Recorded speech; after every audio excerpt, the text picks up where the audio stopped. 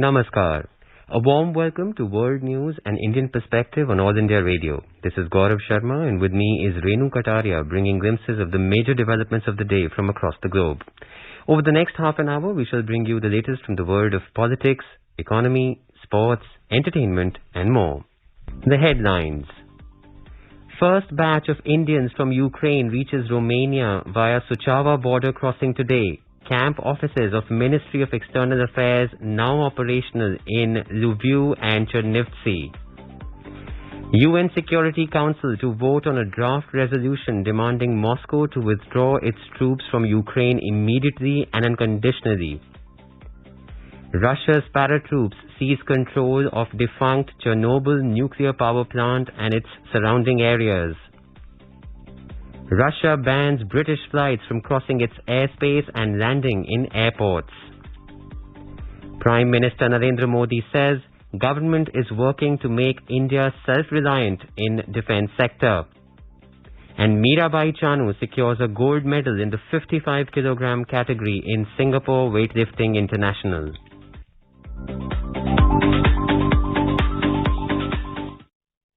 With the new Omicron variant of coronavirus causing concern, we appeal to our listeners to be vigilant and to get fully vaccinated and help others, including children between 15 and 18 years, to get vaccinated. Please continue to follow these 3 simple steps to stay safe. Wear a face mask, maintain 2 gaz ki doori for social distancing, focus on hand and face hygiene. For any COVID-related information and guidance, contact national helpline numbers 011-2397-8046 and 1075. And now the news in detail. The first batch of evacuees from Ukraine have reached Romania via Suceava border crossing today. The External Affairs Ministry spokesperson Orindam Bagchi said in a tweet that the Indian team at Suceava will now facilitate travel to Bucharest for their onward journey to India. Meanwhile, India is considering different ways to evacuate its citizens from Ukraine as commercial flights can no longer land in the war-torn country. In view of the closure of the Ukrainian airspace, alternative arrangements are being made for the evacuation of Indian nationals.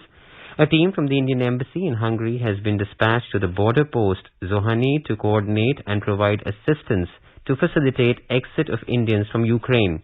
In a tweet, the mission said it is working with Hungary government to provide all possible assistance. India is closely monitoring the situation and evacuation plans are being worked out. External Affairs Ministry teams are also being sent to the land borders with Ukraine in Poland, Slovak Republic and Romania.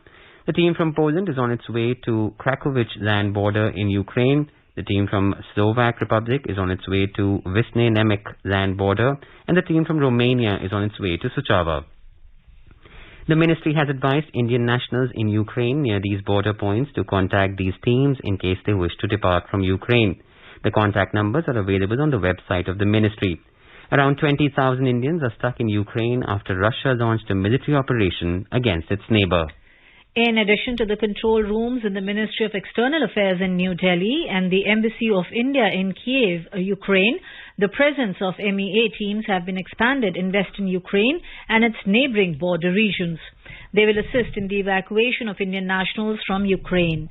MEA control rooms helpline numbers are 1800-118797 toll free, 9111-230-12113, 9111-230-14104, 9111-230-17905 and fax 9111-230-88124, and people can also email at situationroom@mea.gov.in. In Embassy of India in Ukraine, Kiev, the helpline numbers are 380-99-7300-428, 380-99-7300-483, 380-933-980-327, 380-6359-17881 and 380-9350-46170. At Camp Office in Lviv, Ukraine, the helpline numbers are 48335064 and 48881551 Ministry of External Affairs camp offices are now operational in Lviv and Chernivtsi towns in western Ukraine. Sources said that additional Russian-speaking officials are being sent to these camp offices. Their officials are assisting Indian citizens who reach the cities and will facilitate their departure from Ukraine through adjoining border crossings. Sources added that the first batch of Indian students have now left Chernivtsi for the Ukraine and Romania border. India's External Affairs Minister Dr. S. Jaishankar on Friday has received a call from Ukrainian Foreign Affairs Minister Dmytro Kuleba, who shared his assessment of the current situation. In a tweet, Dr. Jaishankar said that he has emphasized that India supports diplomacy and dialogues as the way out. He also discussed the predicament of Indian nationals, including students, and appreciated his support for their safe return. The United Nations Security Council will vote on Friday on a draft resolution demanding Moscow to immediately and unconditionally withdraw its troops from Ukraine. The US drafted resolution is then expected to be taken up by the 193-member UN General Assembly within days. Here's a desk report. As the resolution is going for vote, Biden administration feels the measure might be blocked in the 15-member Security Council. A senior U.S. official said Washington and allies see voting as a chance to show Russia is isolated over its actions. Diplomats opined that at least 11 members would vote in favor, while it was unclear how China and rest would vote. The council is scheduled to vote 1:30 a.m. Indian time. Russia is one of the council veto powers along with other permanent members of the UN Security Council, China, France, the United Kingdom and the United States. In a related development, European Union has announced extensive new sanctions on Russia. Speaking after a meeting that ended in the early hours in Brussels today, EU President Ursula von der Leyen said the sanctions will target areas including the financial sector, energy, transport and visas for the Russian elite. The sanctions, however, do not cover the import of Russian gas into the EU. Questioned on this, von der Leyen said they were urgently looking at how to wean Europe off its dependence on Russian energy. French President Emmanuel Macron said $336 million of aid would be offered to Ukraine as well as military equipment. Meanwhile, the North Atlantic Treaty Organization, NATO, said the 30-nation alliance will be holding a virtual emergency summit today to discuss the way forward. The meeting would be joined by the leaders of Sweden, Finland and European Union institutions. Swati Rakeja, News Desk. Russia's paratroops have seized control of the defunct Chernobyl nuclear power plant and its surrounding areas in Ukraine. Defense Ministry spokesperson Igor Konashenkov made the announcement on Friday. Ukrainian nuclear regulators said a monitoring system in the exclusion zone around the plant showed abnormal radiation levels at a significant number of observation points. They said that they could not determine the reason because the area had been occupied by Russian forces. It said that it agreed with the Ukrainian side to jointly ensure the safety of the plant. Reuters and other news agencies quoted experts as saying that the change in radiation levels was due to the movement of heavy military equipment in the area, lifting radioactive dust into the air. British airlines have been banned from landing at Russia's airports and from crossing its airspace, the Russian civil aviation regulator has said. Russia said the move is a response to the unfriendly decisions by the UK aviation authorities. On Thursday, the UK banned Russia's national airline Aeroflot from landing in Britain. The measure was part of sanctions introduced following Moscow's invasion of Ukraine. Chinese President Xi Jinping had a telephonic conversation with Russian President Vladimir Putin on Friday. The Chinese Foreign Ministry in a statement said the two sides exchanged views on the current situation in Ukraine. President Putin introduced Russia's position on the Ukraine issue and said Russia is willing to conduct high-level negotiations with Ukraine. According to the statement, President Xi said China supports Russia and Ukraine to resolve the issue through negotiation. China's basic position on respecting the sovereignty and territorial integrity of all countries and abiding by the purposes and principles of the UN Charter is consistent. The African Union, AU, has raised concern over Russia's attack on Ukraine and is calling for an immediate ceasefire to avoid a planetary conflict. The Union's chairman, Senegalese President Macky Sall, and AU Commission Chairman Moussa Faki Mohammed said in a statement that they were extremely concerned by the invasion. They called on the Russian Federation and any other regional or international actors to imperatively respect international law, the territorial integrity and national sovereignty of Ukraine. In today's Hotspot section, we bring you a discussion on the developments in Ukraine. In conversation are Ashok Sajjanhar, a former diplomat, and Nilova Roy Chaudhary, a journalist. Russia's assault on Ukraine from Thursday morning has embroiled Europe in a military conflict. To talk further about the implications of this assault by Russia on Ukraine and what exactly this means. Good evening, Ashok. What is happening in Ukraine today? And President Putin of Russia said that he was recognizing the eastern states of Donetsk and Luhansk in eastern Ukraine and that he was trying to safeguard the rights of people there. But he has gone across to Kiev today, which is under assault and is miles away from that eastern area. So what do you think this means? Thank you very much, Nilova, and thank you very much for your introductory remarks, because I think very succinctly they bring out the problems and the contradictions as far as this issue is concerned. I fully endorse your statement that it is a totally unnecessary war.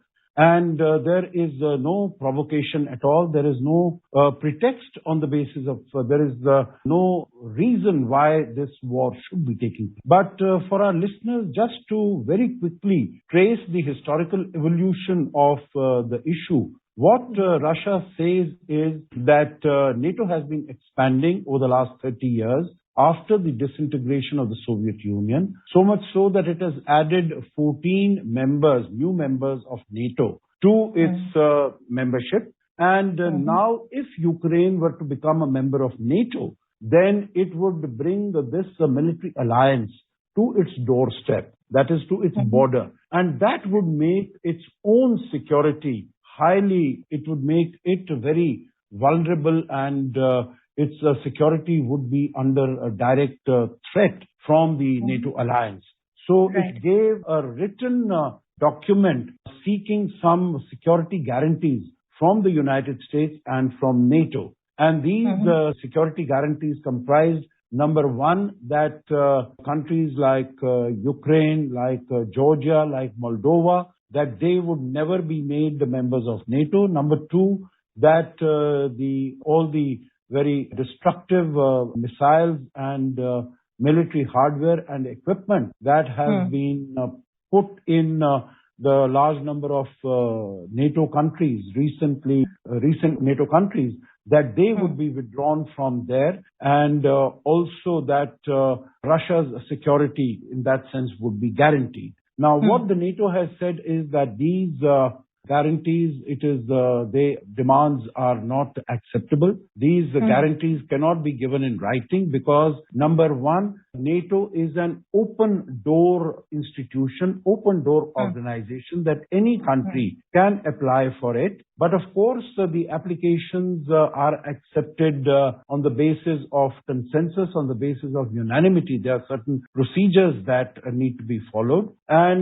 number two, that there is nothing as yet on granting membership to Ukraine. The other aspect, of course, is that it is the sovereign right of every country to seek membership of NATO, but then it will depend upon NATO's membership, whether they want to give that, to include that country in as a member of NATO. Just the last comment on this. This is what NATO has said, and there have been talks going on as to how this whole issue could be solved. I'm sure the listeners know that President Macron of France has traveled twice to Moscow to have discussions with President Putin. The German Chancellor Olaf Scholz has traveled once to Moscow. Mr. Biden, the President of the United States, has spoken to his counterpart, to his Russian counterpart, and also the Secretary of State Antony Blinken has spoken to his Russian counterpart. And discussions were going on when suddenly, 2 days ago, first Russia announced that it was recognizing two provinces of two regions of Ukraine as independent countries. And then yesterday morning, it launched an all-out military invasion of Ukraine, which it called as military operation. It is not only a military operation, it's not a limited military operation, it's an all-out military offensive. So that is where we find ourselves today.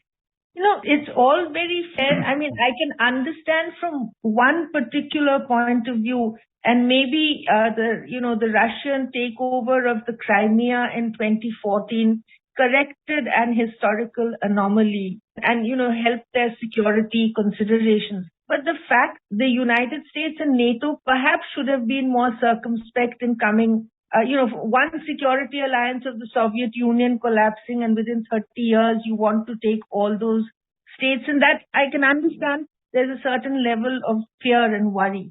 But how irresponsible is it for a member of the Permanent Five of the United Nations Security Council to flout the very rules which the organization was intended to, help uphold?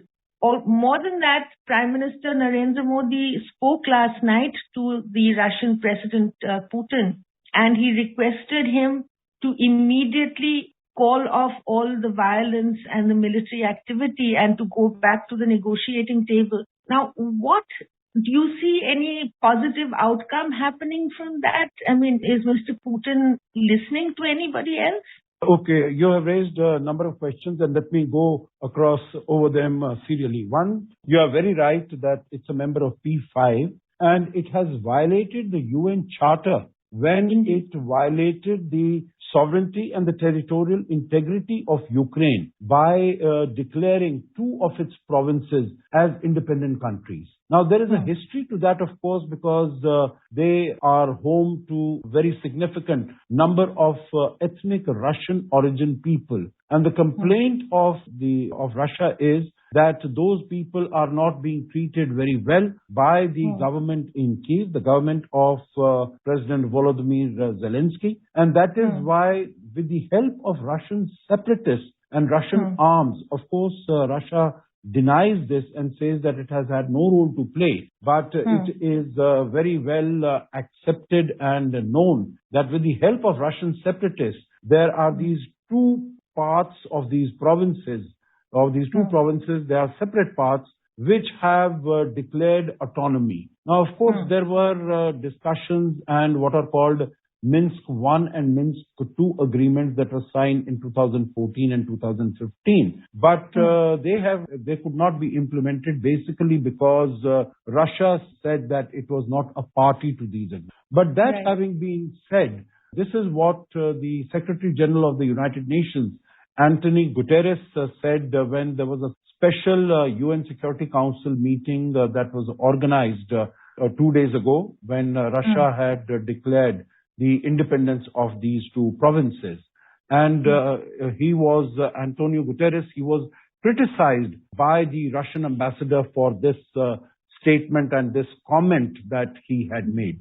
But it is definitely a fact that it is Ukraine is an independent and a sovereign country under the UN Charter, and the UN Charter has been violated by this. And as a result, what has happened yesterday, the military offensive that has been launched yesterday, as you mentioned, Prime Minister Modi spoke to President Putin and urged him to come to the negotiating table. That is what India has been asking all along. You would recall that since India is a non-permanent member of the UN Security Council for 21 and 22. So we have been participating in all those debates, and we have been making very fervent pleas that the path of diplomacy, dialogue and talks should be pursued and not the path of war and violence and bloodshed. And this is what we had said at the UN Security Council yesterday. I think the other aspect that Prime Minister Modi spoke to President Putin was about the return of Indian nationals, particularly Indian students there are about 16,000 of them still in Ukraine. And after all this bombing and attacks by missiles and attack helicopters and air bombing, I think things have really become very tense and very difficult for these Indian nationals and Indian students. And Well, naturally, actually, to be fair, it's for everybody. I'm sorry to be interrupting. Very tense and miserable situation for everybody. I believe a short while ago, Russia has actually offered talks if Ukraine gives up lays down its military weaponry and so on. And the other question, the MEA has sent its teams to the 4 neighboring countries of Poland, Hungary, the Slovak Republic, and Romania. And you were in Poland, Ashok. So please describe how that would help get the students out in a more easy manner, considering that the country is being bombed.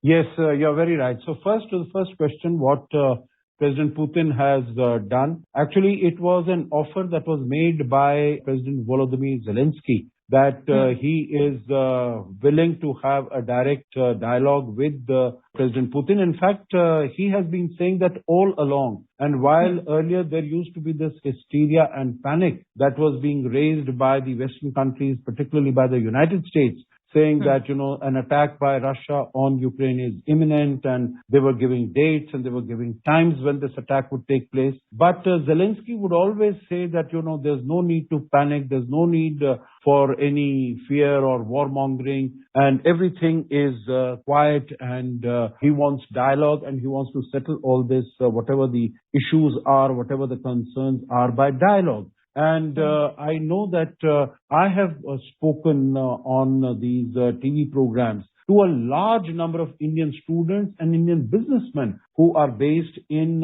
Ukraine, in different parts of Ukraine. And they said that they don't want to come back to India at that time because things were normal and they were confident that there would be no war. So I think Mr. Putin has surprised everyone by launching this offensive. And Mr. Zelensky today said that he's willing to have a dialogue and give a commitment that Ukraine would be a neutral country and it would not become a member of, I don't think he has said it in so many words, but the fact that he has offered to become a neutral country means that he would not be joining any military alliance. But Mr. Putin has come back and said that unless you lay down your arms, we will not talk. And I think that is a very irresponsible statement. I think from Mr. Putin's side, there has been, from Russia's side, there has also been some irresponsible actions also, because threatening the use of nuclear weapons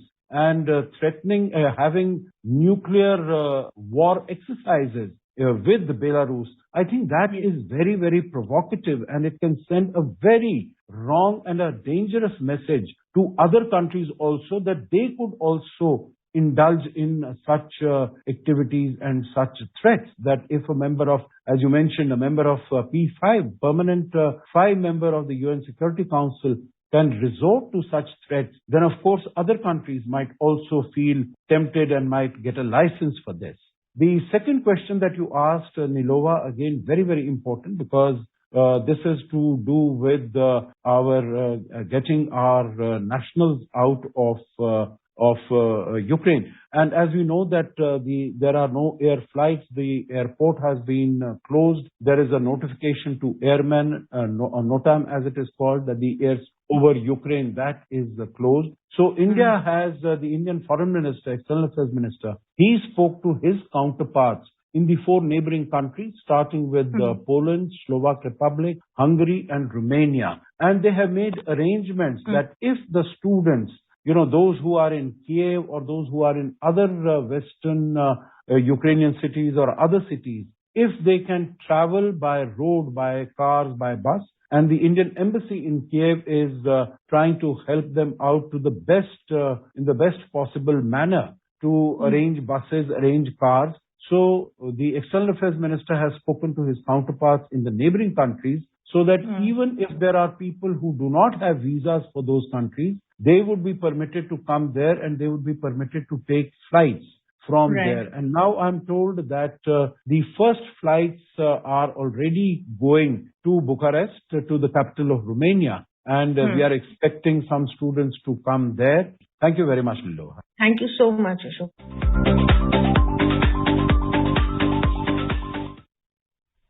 This is All India Radio giving you the news. For quick news updates round the clock, follow us on Twitter at AIR News Alerts.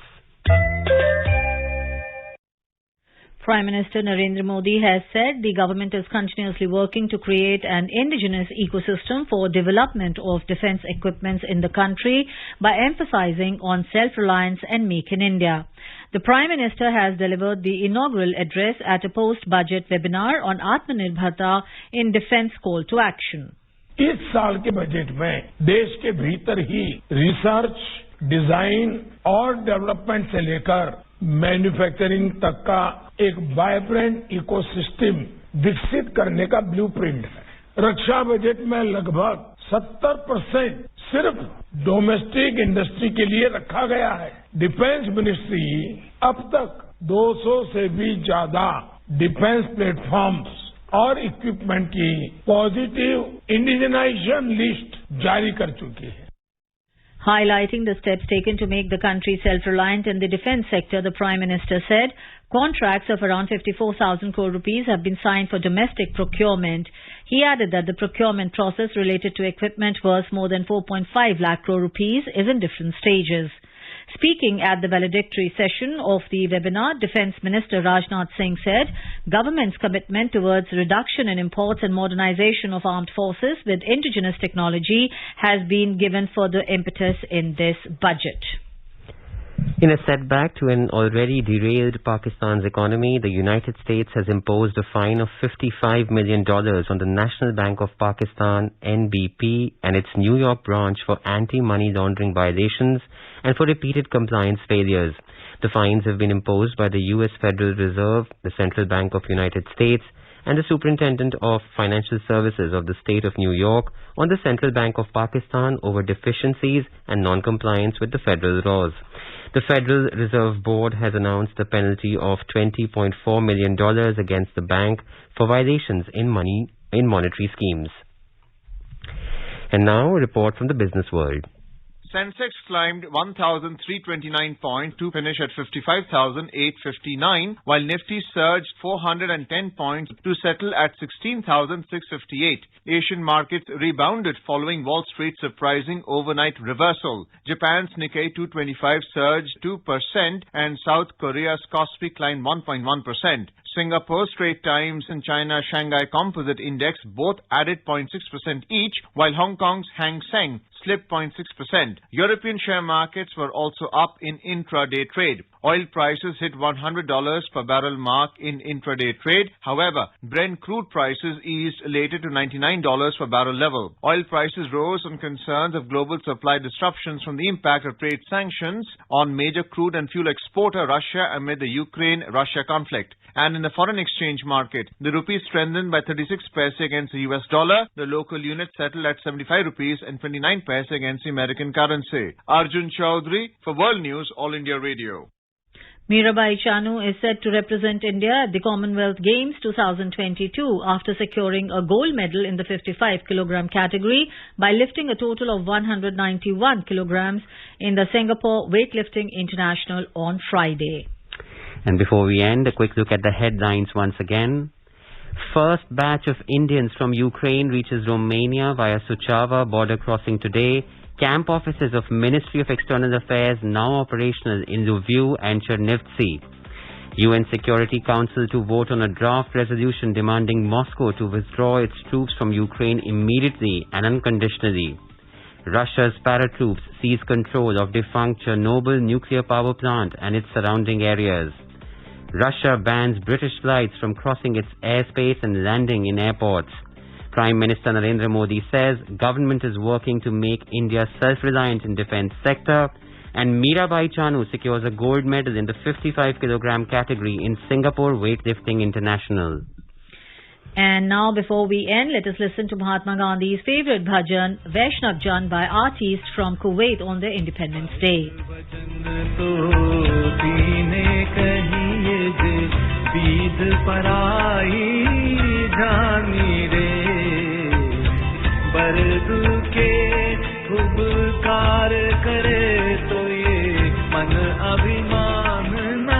And with that, we end this bulletin. We'll be back at the same time tomorrow with the next edition of World News.